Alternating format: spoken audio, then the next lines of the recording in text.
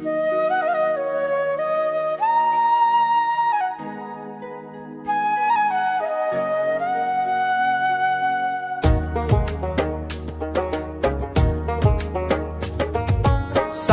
के जरूरत है जैसे, सांस के जरूरत है जैसे, जिए बरना, जिए बरना, बस एक संगी चाही रे माया करे बरना, बस एक संगी चाही रे माया करे बरना। चंदे रात में सुरता सुरता जागत है, ओला देखे के मन लागत है। दिल के हर धड़कन हाँ वो कर अगोरा मा रही थे अब ना।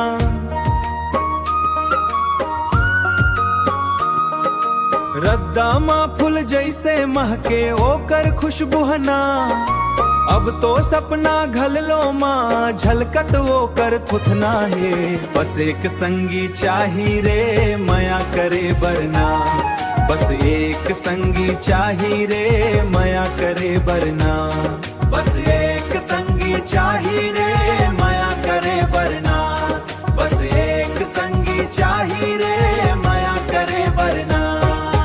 ओकर बिना सुनना लगथे अब तो रोज दिन रथिया,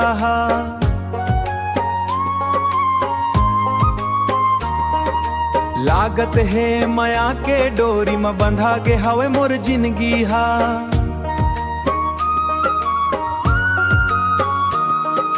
चारों डहर छाए बादर माँ दिखते हैं वो कर सूरतिया हा।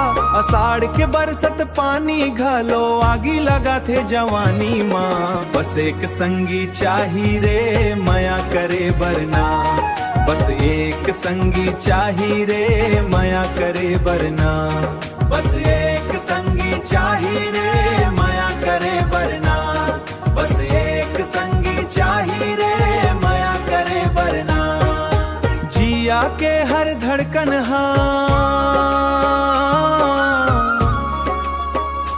ओकर अगोरा माँ हवैना, बस एक संगी चाही रे माया करे वे चाही रे माया करे बरना।